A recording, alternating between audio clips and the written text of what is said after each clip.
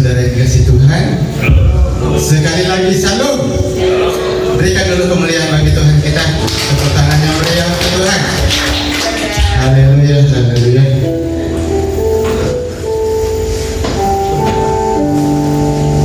Puji syukur kepada Tuhan kalau kita boleh ada di baiknya pada pagi hari ini untuk kita mengucap syukur atas kebaikan dan kemurahan Tuhan dalam kehidupan kita. Mari saudaraku, kita persilakan bagi seluruh jemaat Tuhan untuk saat teduh sejenak.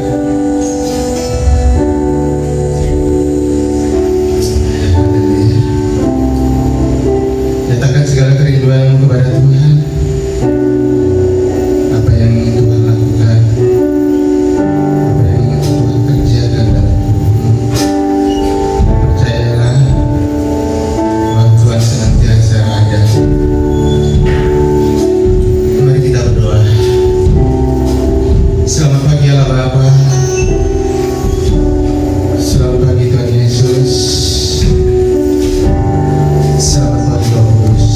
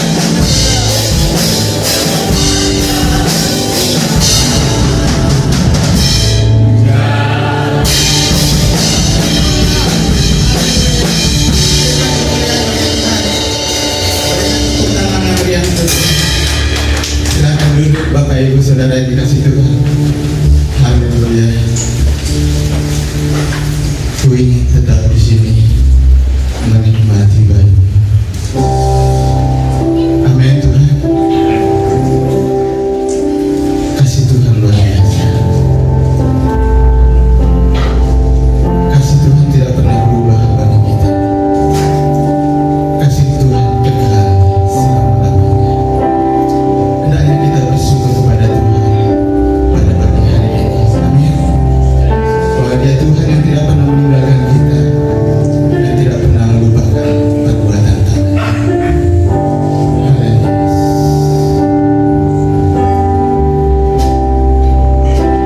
Bersyukur selalu bagi kasih-Mu di dalam hidupku, dan takkan ragu atas rencana-Mu untuk masa depan. Sebagai Bapa yang baik, sebagai Bapa yang baik, takkan pernah Kau melupakanku. Sebagai Bapa yang sangat baik,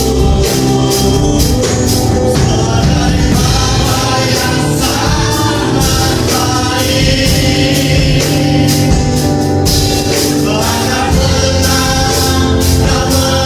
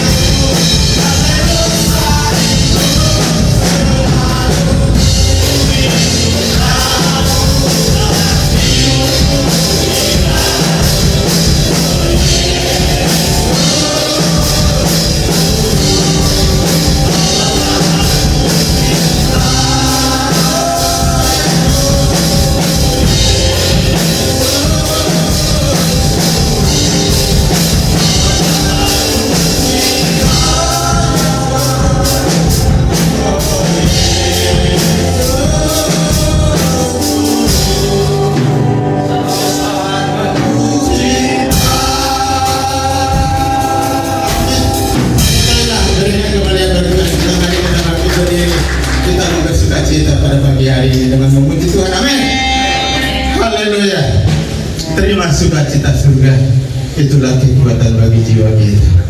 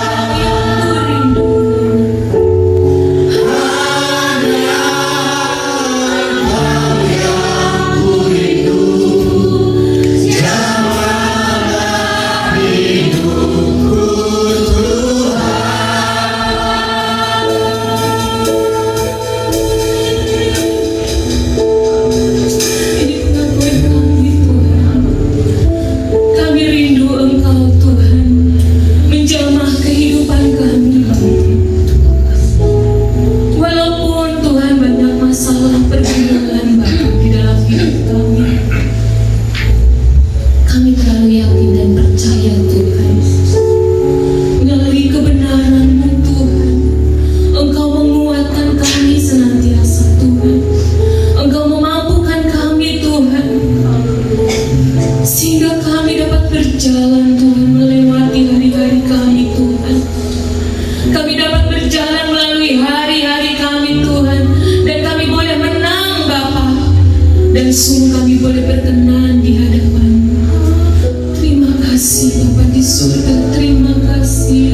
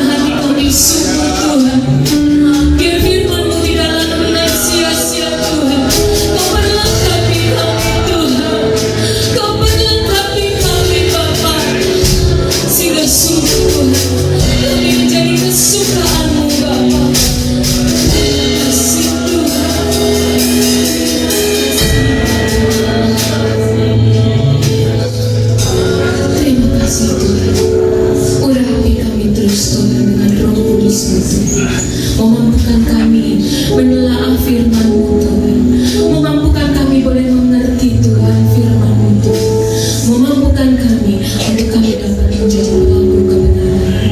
Terima kasih Bapa di surga, terima kasih. Kami siap untuk mendengarkan kebenaran firman-Mu. Hanya di dalam nama Tuhan Yesus Kristus kami berdoa dan mengucap syukur. Haleluya, amin. Silakan duduk Bapak Ibu saudara-saudari yang terkasih di dalam Tuhan. Shalom. Sekali lagi saya sapa shalom. Apa kabar? Luar biasa, karena kita percaya Allah kita yang luar biasa senantiasa menjamah dan memberkati kita. Kalau pada hari ini tema kita yaitu kunci pertumbuhan gereja. Kalau pada minggu-minggu sebelumnya kita telah belajar tentang apa itu gereja, di mana gereja adalah bisa berupa tempat atau gedung ibadah, ya.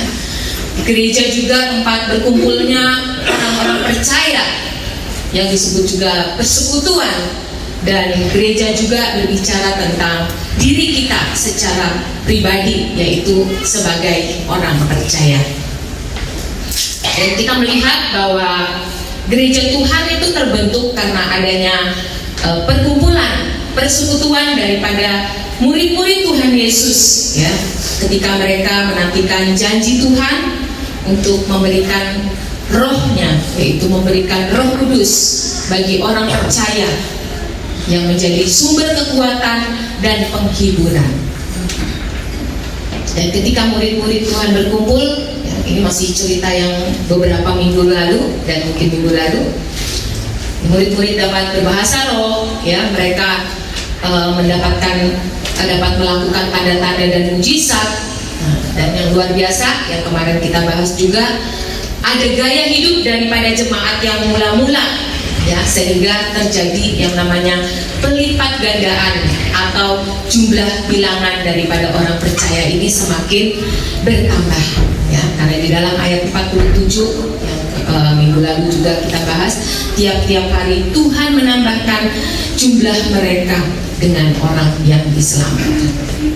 Jadi sejatinya gereja itu baik secara organisasi, secara persekutuan, ya, harus menjadi dampak bagi lingkungan, bagi orang-orang di sekitar, ya, dampak di dalam membawa visi Tuhan, amanat agung Tuhan yang ada di dalam Matius 28, ya. Mungkin kita semua sudah tahu, menjadikan segala bangsa murid Tuhan. Nah, dan hal ini ternyata dilakukan oleh murid-murid Tuhan Yesus pada masa-masa jemaat yang pertama. Kita membuka dari Kisah Para Rasul pasal 2 ayat 43 sampai 46. Kisah Para Rasul pasal 2 ayat 43 sampai 46. Demikian firman Tuhan. Maka ketakutanlah mereka semua, sedang rasul-rasul itu mengadakan banyak mujizat dan tanda. Dan semua orang yang telah menjadi percaya tetap bersatu, dan segala kepunyaan mereka adalah kepunyaan bersama. Dan selalu ada dari mereka yang menjual harta miliknya, lalu membagi-bagikannya kepada semua orang sesuai dengan keperluan masing-masing. Dengan bertekun dan dengan sehati, mereka berkumpul tiap-tiap hari dalam bait Allah. Mereka memecahkan roti di rumah masing-masing secara bergilir dan makan bersama-sama dengan gembira dan dengan tulus hati. Amin. Untuk firman Tuhan. Kita melihat bahwa tadi dengan tema kunci pertumbuhan gereja. Apa itu pertumbuhan gereja? Jadi pertumbuhan gereja adalah pertumbuhan baik secara kuantitas, di mana jumlah bilangan daripada gereja orang-orang yang percaya semakin bertambah, dan juga kualitas, di mana kerohanian dari orang percaya itu semakin bertumbuh. Jadi kalau kita melihat di sini, apa kunci dari pertumbuhan gereja? Yang pertama, kita melihat bahwa adanya mujizat dan tanda. Tadi di dalam ayat 43 dikatakan, maka ketakutanlah mereka semua, sedang rasul-rasul itu mengadakan banyak mujizat dan tanda. Tidak dipungkiri ya, bahwa menjadi orang percaya, kalau kita lihat mungkin pribadi kita sendiri, atau mungkin kita melihat kesaksian orang lain, bahwa mereka bisa menjadi percaya kepada Tuhan karena mereka melihat mujizat dan tanda, ya. Baik itu mujizat mungkin kesembuhan, ya, ketika mereka berdoa dan bilang, Tuhan, kalau saya bisa sembuh berarti Engkau nyata dan saya akan percaya kepada Engkau, ya. Jadi mujizat dan tanda pun diperlukan untuk pertumbuhan gereja.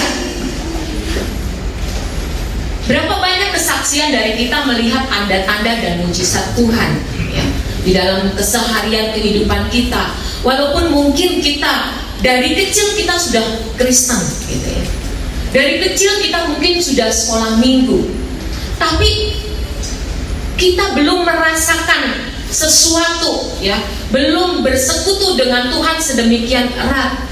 Kita mungkin ngikutin Tuhan cuma seperti rutinitas, ya, sebagai label orang Kristen. Iya, oke, saya ke gereja, gitu ya. Tapi bagaimana kita mendapatkan touch dengan Tuhan, dapat bersekutu dengan Tuhan, dapat mengalami pertumbuhan di dalam kerohanian kita? Salah satunya memang diperlukan mujizat dan tanda.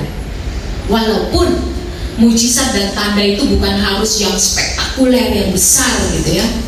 Ada tanda-tanda mujizat yang kecil, ketika kita mungkin bangun pagi dengan tubuh yang sehat, bisa bernafas dengan lega, itu pun sudah mujizat Tuhan. Karena begitu banyak orang yang untuk bernafas saja perlu bayar, ya, perlu oksigen, ya. Dan itu pun mujizat. Tapi yang luar biasa, kunci pertumbuhan gereja di sini untuk menambahkan jumlah bilangan, dikatakan mujizat di sini adalah mujizat yang besar, ya. Kalau di dalam Markus 16 ayat 17 sampai 18 itu berbicara tentang bagaimana Tuhan memberikan kuasa, bahwa orang percaya itu akan mengusir setan demi namaku, berbicara dengan bahasa yang baru, ya, bahkan memegang ular, minum racun maut sekalipun, ya, tidak akan mendapat celaka. Dan juga ketika orang percaya meletakkan tangannya kepada orang yang sakit, orang sakit itu akan mengalami kesembuhan. Nah, mujizat dan tanda ini merupakan karunia Tuhan. Masing-masing kita diberikan Tuhan karunia.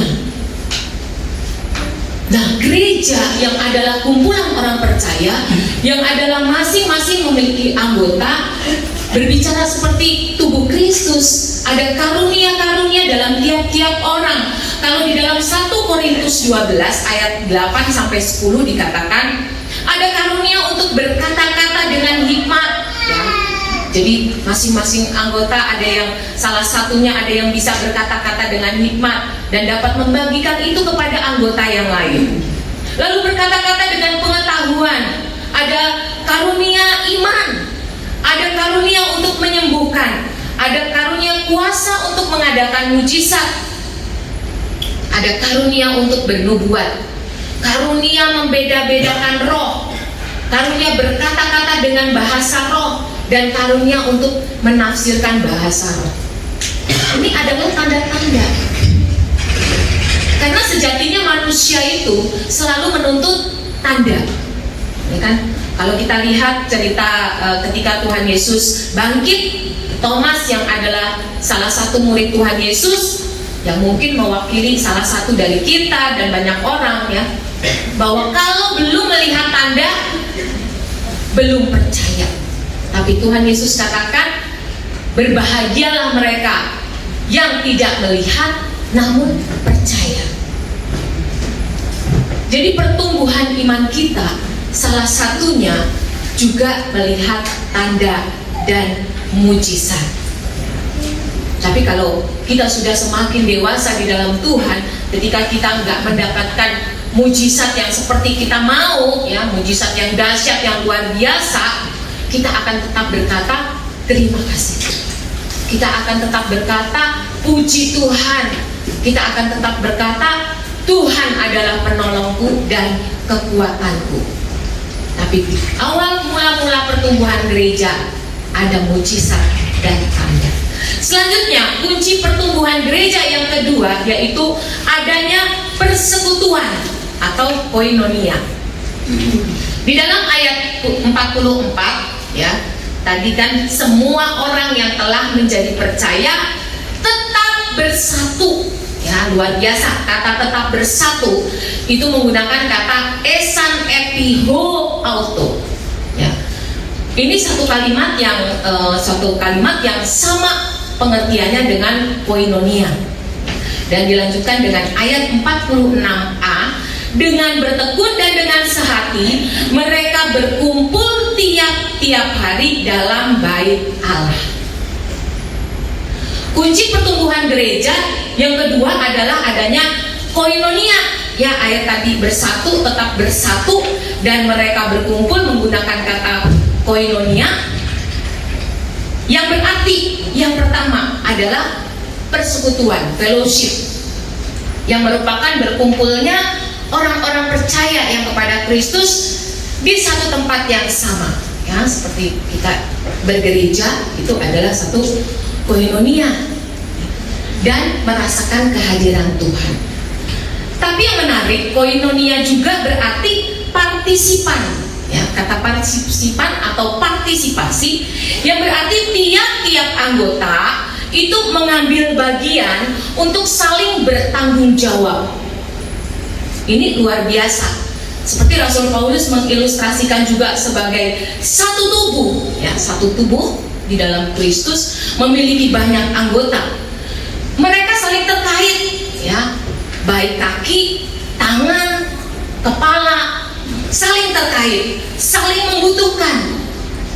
Satu anggota menderita, maka semuanya menderita. Nggak usah jauh-jauh ketika mungkin jempol kita atau kelingking kita tergores, gitu ya, luka, yang sakit nyut-nyutan, kepala juga merasakan, badan nggak enak juga tubuh merasakan, ya.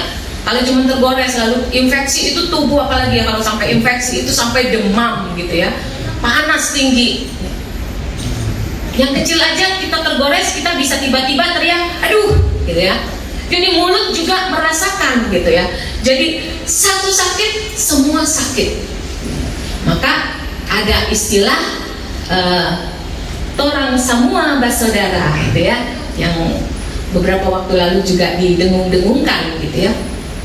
Jadi memang dalam satu persekutuan ini atau koinonia ini di jemaat mula-mula ini menjadi satu tanda bagi orang yang percaya. Dan yang menarik, ya, kalau tadi kan partisipan itu dalam persekutuan itu adanya saling berbagi. Ya. Di dalam ayat yang ke-44 itu dilanjutkan dengan kalimat, dan segala kepunyaan mereka adalah kepunyaan bersama. Luar biasa ya, segala kepunyaan mereka adalah kepunyaan bersama. Jadi kita nih ya, kadang-kadang kecenderungan kita kan egois ya, manusia yang mementingkan diri sendiri ya. Ketika kita sudah masuk dalam dosa, itu natur kita egois ya. Kadang kita berpikir begini, wah, saya bekerja, saya yang bekerja keras, enak banget ya, mesti saya bagiin sama mungkin tetangga saya yang susah.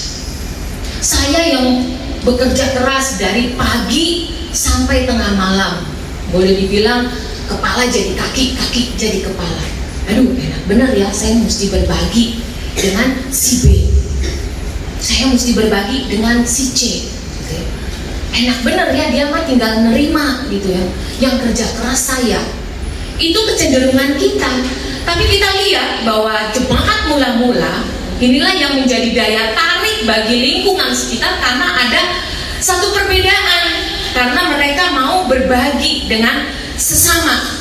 Mereka peduli ya, saling membantu ya, rela mengorbankan harta milik kepunyaannya ya, bahkan menjual hartanya untuk membantu kekurangan orang lain yang membutuhkan. Jadi perlu diingat adalah membantu atau memenuhi, mencukupkan kebutuhan, bukan untuk memenuhi keinginan dari orang lain, tapi kebutuhan. Makanya perlunya adanya kejujuran dari masing-masing anggota, bahwa memang benar-benar dia dalam posisi kekurangan ya, yang memang perlu dibantu dalam hal kebutuhan dan bukan keinginan. Kalau di dalam 2 Korintus 8 ayat 14, 2 Korintus 8 ayat 14 dikatakan, maka hendaklah sekarang ini kelebihan kamu mencukupkan kekurangan mereka, agar kelebihan mereka kemudian mencukupkan kekurangan kamu, supaya ada keseimbangan. Jadi luar biasa jemaat yang mula-mula ini, mereka saling istilahnya memenuhi kebutuhan orang yang berkekurangan ya. Dan ini ternyata bukan hal yang mudah yang dapat dilakukan. Siapa sih yang mau ya, kalau secara pikiran gitu ya, bagi harta kepada orang lain gitu ya, bahkan sampai rela jual hartanya, siapa yang mau gitu ya. Tapi itulah kunci pertumbuhan gereja. Kalimat ini adalah flashback dari Keluaran ya, atau ada ayat di Perjanjian Lama di dalam Keluaran 16 ya, ayat 18 itu dikatakan, orang yang mengumpulkan banyak tidak kelebihan, dan orang yang mengumpulkan sedikit tidak kekurangan. Dan bahkan kalau disimpan itu kan cerita tentang bangsa Israel waktu keluar dari Mesir dan masuk di padang gurun, dan mereka dicukupi Tuhan dengan yang namanya roti dari surga, yaitu mana. Dan Musa bilang ambil secukupnya. Tapi kan bangsa Israel pengen yang istilahnya numpuk ya, menumpuk buat dirinya sendiri. Artinya kan dibilang ambillah sesuai dengan jumlah keluarga, sesuai dengan keperluan gitu ya. Tapi mereka ada yang ambil banyak. Dan apa yang terjadi ketika mereka simpan? Menjadi berulat, berbau, dan busuk. Jadi ini untuk refleksi juga bagi kita. Ketika kita mengumpulkan harta yang mungkin begitu banyak dan kita menutup mata bagi kebutuhan orang lain ya, kebutuhan itu berarti kebutuhan primer ya, bukan sekunder gitu ya. Ketika kita menutup mata bagi kebutuhan orang lain, harta kita nggak ada gunanya. Kita nggak menjadi berkat ya, mampet gitu ya. Kalau selang ya, selang kita alirin air, ngalir terus, itu nggak ada kotornya. Tapi coba selang ketika dialirin, airnya tuh masih ada di selangnya. Kalau kita kan di rumah selang itu biasanya dibuat lingkaran gitu ya. Perhatikan yang ada di lingkaran. Kalau lama kita kerannya kita nggak buka dan kita nggak alirin, kerannya kita tutup dan airnya ngembang di situ, itu akan ada lumut di situ. Ya. Ada lumut. Nah, lumut itu bertumbuh di situ, berbau di situ, gitu ya. Dan ketika kita buka keran lagi dan ketika kita kocorin, ada bau-bau sedikit lah yang kurang sedap, gitu ya. Nah, demikian hidup kita harus menjadi berkat. Tapi bukan berarti kita memberi dengan sesuka hati kita pun harus memiliki kepekaan. Suatu ketika teman saya berkata, ya, ketika ada seorang hamba Tuhan datang kepada dia dan berkata, saya ini susah, gitu ya. Saya ini bekerja keras sebagai hamba Tuhan sambil bekerja dan hidup kami susah. Nah, teman saya ini dengan rasa empatinya dia membantu, gitu ya. Dia membantu sudah sekian lama. Tapi satu ketika dia main ke rumahnya dan dia dapati ya tidak seperti yang dia bayangkan. Hamba Tuhan ini ternyata dia beli sepeda listrik, gitu ya. Dan teman saya juga bilang, kenapa? Dia bilang sama saya, dia sangat kekurangan, dia sangat susah untuk mendapatkan, boleh dibilang, materi untuk menghidupi kebutuhannya. Tapi yang saya heran, saya aja nggak bisa, maksudnya memendam rasa ingin untuk membeli sesuatu, gitu ya, untuk membeli seperti yang hamba Tuhan itu beli, ya, sepeda listrik. Dia sebenarnya pengen beli sepeda listrik, tapi dia tahan, nggak usah lah, nggak, itu bukan kebutuhan primer, gitu ya. Tapi ternyata, wah, ternyata selama ini saya salah, gitu ya. Jadi kadang-kadang orang pun dapat memakai modus kekurangannya untuk boleh mendapatkan keuntungan dari dirinya sendiri, gitu ya, untuk memenuhi bukan kebutuhannya tapi keinginannya. Nah, disinilah perlunya kepekaan. Nah, jemaat yang mula-mula, ya, pertumbuhan gereja terjadi karena mereka melihat, karena mereka saling berbagi dalam hal kebutuhan, bukan keinginan. Itulah yang terjadi pada saat itu, dan itulah koinonia, jemaat yang bersekutu, yang saling memperhatikan, saling peduli, saling berbagi. Selanjutnya, kunci pertumbuhan gereja adanya saling melayani dalam pelayanan diakonia. Di dalam ayat 46b dikatakan, mereka memecahkan roti di rumah masing-masing secara bergilir dan makan bersama-sama dengan gembira dan dengan tulus hati. Ya. Mereka memecahkan roti di rumah masing-masing. Di sini adalah diakonia. Diakonia itu adalah pelayanan yang dilakukan oleh seorang hamba yang melayani meja makan dan dianggap pekerjaan yang rendah.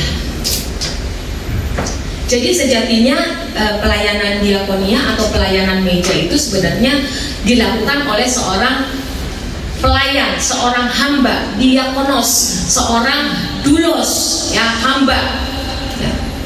Tuhan Yesus katakan, barang siapa terbesar di antara kamu, hendaklah ia menjadi pelayanmu. Jika seorang ingin menjadi yang terdahulu, hendaklah ia menjadi yang terakhir dari semuanya dan pelayan dari semuanya. Dan orang yang mau jadi pemimpin, ia sebagai pelayan, menjadi seorang hamba. Berarti bahwa saling melayani di dalam pelayanan meja itu membutuhkan adanya yang namanya hati hamba atau kerendahan hati. Ya. Di dalam tradisi Yahudi, ketika tuan rumah itu mengundang orang untuk makan ke rumahnya, ya, bertamu, gitu ya, para tamu undangan itu dianggap sebagai raja. Dan ketika mereka mau masuk ke dalam rumah, ya, si tuan rumah ini, seorang hamba akan membukakan kasut tamunya lalu membasuh kakinya. Jadi seorang hamba itu harus benar-benar merendah. Itu adalah kunci pertumbuhan gereja, benar-benar merendah. Itu harus menanggalkan ego, menanggalkan harga diri, ya kan? Bagaimana tamu yang datang itu harus boleh dibilang diservis sedemikian rupa, ya. Nggak usah jauh-jauh ya, ketika kita mengadakan acara di rumah kita aja ya. Ketika tamu datang gitu ya, seorang tuan rumah pasti akan mempersilahkan tamunya semua terlebih dahulu. Ya. Silakan makan. Tuan rumah biasanya makannya paling terakhir. Nungguin tamunya makan dulu. Nah, diakonos atau seorang pelayan ini perlu punya hati yang rendah hati. Mengapa penting? Karena rendah hati itu akan membimbing kita kepada jalan Tuhan. Itu di Mazmur 25 ayat 9. Bicara tentang kerendahan hati itu banyak. Kerendahan hati itu akan membuat kita mewarisi negeri, mendapatkan sejahtera dan sukacita. Mazmur 49 ayat 4, orang yang rendah hati dimahkotai dengan keselamatan. Orang yang rendah hati dikasihi Tuhan. Amsal 3 ayat 34. Amsal 11 ayat 2, orang yang rendah hati memiliki hikmat. Banyak ayat-ayat firman Tuhan tentang kerendahan hati. Nah, seorang pelayan tadi dikatakan dia melayani pelayanan meja. Menjadi seorang pelayan, dia menanggalkan semuanya. Luar biasa. Dan untuk melayani pelayanan diakonia ini, ya, pelayanan meja ini perlu adanya pengorbanan. Mengorbankan apa? Ya, mengorbankan uang. Ya. Ketika mesti membeli makanan, bahan-bahan makanan, ya, untuk diolah menjadi makanan, perlu uang untuk membeli. Mengorbankan apa? Tenaga, ya, untuk jadi makanan harus ada orang yang mengerjakan, pakai tenaga, ya. Apalagi kalau masaknya untuk 50 orang ke atas, 100 orang ke atas, bahkan mungkin ribuan, masaknya harus pakai tim, ya, tim chef, tim memasak gitu ya. Mengorbankan waktu, ya, karena memasak itu perlu waktu. Enggak 5 menit kedip mata langsung jadi. Bahkan ketika kita pesen lewat Grab aja, kita perlu waktu buat nunggu, ya kan? Bahkan kadang Grab itu kasih timing waktu perjalanan. Kita pesan misalnya bakmi goreng, nanti di situ ditulis perjalanan 15 menit gitu ya. Menyediakan makanan sekian menit gitu ya. Jadi ada waktu yang digunakan, itu pun pengorbanan. Dan mengorbankan menyediakan tempat. Tadi kan berkumpul di masing-masing rumah gitu ya. Secara bergilir menyediakan tempat. Itu pengorbanan. Pengorbanan itu nggak mudah. Kadang pengorbanan membuat kita kalau sering berkorban, kadang-kadang jenuh, bisa jenuh kalau tidak di dalam Tuhan, kalau kita tidak memahami yang namanya segala sesuatunya itu untuk Tuhan. Pengorbanan ini penting. Pelayanan diakonia membutuhkan pengorbanan. Pelayanan meja membutuhkan pengorbanan. Nah, itu adalah boleh dibilang agar gereja dapat bertumbuh. Itu salah satu kunci dalam gereja mula-mula. Dan dasar dari kita melakukan pengorbanan itu, dasar kita melakukan pelayanan diakonia, pelayanan melakukan koinonia, bersekutu, berkumpul, saling berbagi, melakukan tanda dan mujizat sesuai dengan karunia kita masing-masing sebagai anggota adalah kita melakukan semuanya itu dengan gembira, dengan sukacita, dengan tulus hati. Ya, ini berarti dengan dasar kasih yang ada di dalam diri kita. Seperti Tuhan yang terlebih dahulu mengasihi kita, demikian pun kasih kita kepada sesama kita. Sehingga kita melakukan semuanya itu tanpa pamrih, ya, tanpa terpaksa, wah gimana ya, nggak enak ya, waduh saya kalau begini nih nanti dilihat orang nih gitu ya. Kita melakukannya harus dengan kasih yang tidak ingin dibayar ya, tidak ingin dinilai, tidak ingin dilihat orang, tidak ingin diperhitungkan. Seperti Kolose 3 ayat 23, apapun juga yang kamu perbuat, perbuatlah dengan segenap hatimu seperti untuk Tuhan dan bukan untuk manusia. Bapak Ibu saudara-saudari yang dikasih oleh Tuhan, pagi ini kita sebagai gereja Tuhan, baik secara personal ya, di mana kita adalah orang percaya, dan baik secara persekutuan dengan orang-orang percaya, karena kita adalah bagian dari gereja, satu organisasi. Kita memiliki tugas dan tanggung jawab untuk mengemban amanat agung yang sudah Tuhan Yesus nyatakan bagi kita sebelum Dia naik ke surga. Dan seperti jemaat mula-mula yang mengalami pertumbuhan secara kuantitas dan kualitas, saat ini pun kita gereja ya, baik organisasi maupun secara pribadi, perlu dan penting untuk memiliki tanda dan mujizat. Perlu adanya koinonia ya, persekutuan, saling berbagi, berkumpul dengan teman-teman atau saudara-saudara seiman yang percaya kepada Tuhan. Kita perlu mengadakan diakonia ya, makanan meja ya, mengorbankan, boleh dibilang untuk mencukupi kebutuhan primer gitu ya, makan.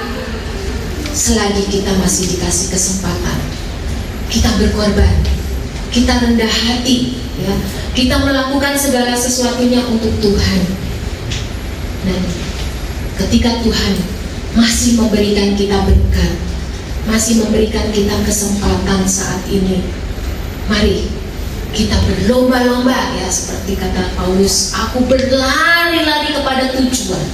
Kita berlomba, kita mengejar yang namanya kita bersekutu, kita berbagi, kita melayani.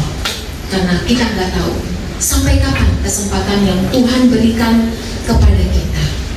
Dan kita melakukan semua itu dengan dasar kasih, dengan sukacita, dengan hati yang tulus. Dan semua itu hanya untuk kemuliaan nama Tuhan. Sebagai ayat penutup di dalam 1 Korintus 15 ayat 58. 1 Korintus 15 ayat 58, karena itu saudara-saudaraku yang terkasih, berdirilah teguh, jangan goyah, dan giatlah selalu dalam pekerjaan Tuhan. Sebab kamu tahu bahwa dalam persekutuan dengan Tuhan, jerih payahmu tidak sia-sia. Amin.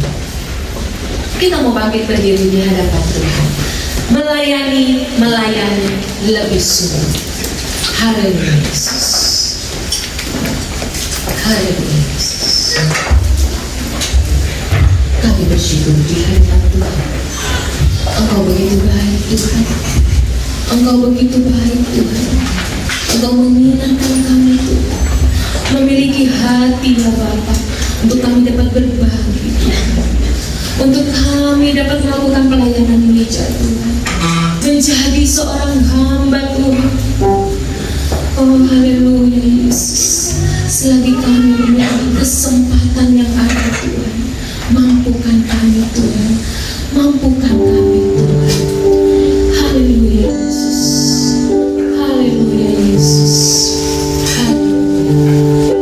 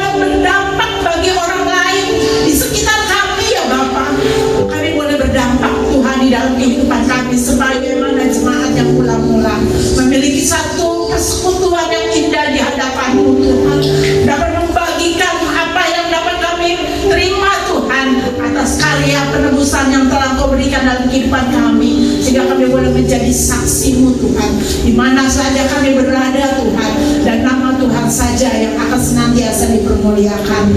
Kami sadar Tuhan, kami tidak akan mampu untuk menjadi saksi-Mu tanpa kuasa yang ada di dalam kami Tuhan, yaitu Roh Kudus-Mu ya Bapa, yang memberikan roh keberanian dalam kehidupan kami, yang memberikan Tuhan kebenaran firman-Mu Tuhan, yang mengisi di dalam hidup kami ya Bapa.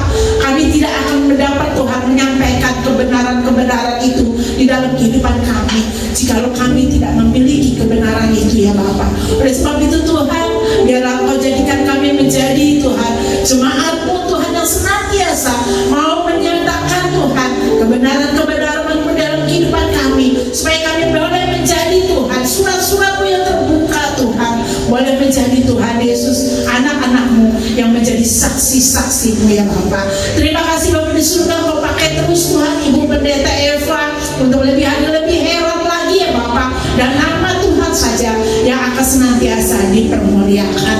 Kami juga berdoa buat Bapak dan Ibu Gembala kami yang pada saat ini tidak hadir bersama-sama dengan kami, karena beliau Tuhan melakukan pelayanan di Lampung Tuhan. Biar Engkau memakai Tuhan dengan luar biasa Bapak dan Ibu Gembala kami untuk menjadi berkat-Mu Tuhan, dimanapun Tuhan beliau melayani-Mu Tuhan, dan nama Tuhan saja yang akan senantiasa dipermuliakan. Kami juga berdoa buat seluruh sidang jemaat-Mu yang pada saat ini tidak hadir Tuhan. Mungkin mereka sakit, mungkin mereka sedang mengalami masalah, mungkin Tuhan mereka sedang mengalami pergumulan. Kami bersatu hati di dalam nama Tuhan Yesus Kristus, biar dan darah-Mu Tuhan akan Tuhan menyembuhkan mereka yang sakit, maka memberikan membuka jalan Tuhan setiap jemaat-Mu yang sedang mengalami permasalahan ya Bapa. Kiranya Engkau akan senantiasa campur tangan jikalau mereka sedang mengalami kelemahan Tuhan. Mari Engkau tolong di dalam kehidupan mereka ya Bapak, kuatkan Tuhan.